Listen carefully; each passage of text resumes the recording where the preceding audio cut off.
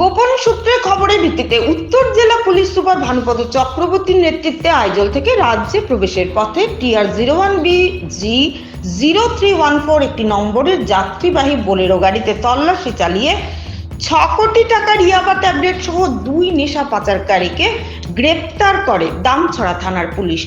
আটক 2 নেশা পাচারকারী হলো যথাক্রমে কৃষ্ণচন্দ্র শীল, তার বাড়ি রানীবাজার, এবং মামুন হোসেন, তার বাড়ি বিশালগড়। ভানুচন্দ্রের রিপোর্ট, আসাম প্রাইম নেটওয়ার্ক।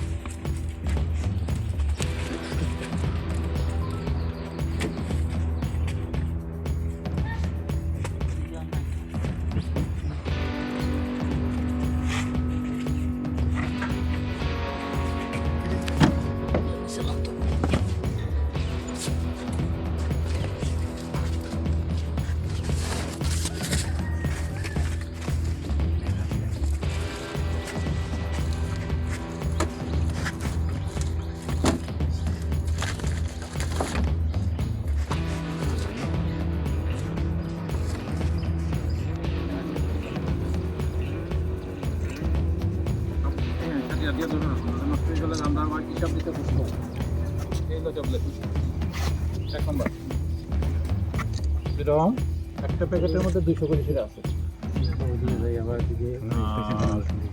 10,000 যদি হয় একটার মধ্যে কত প্যাকেটই পড়ি? এরকম পুরো 5টা প্যাকেট স্যার।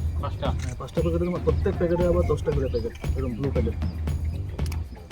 ঠিক আছে, তাহলে এখন ঢুকাই দাও। নষ্ট হয়ে গেলে এখানে কন্যা আবার চেষ্টা করবো, নাহলে অফিস চাকরি শেষ।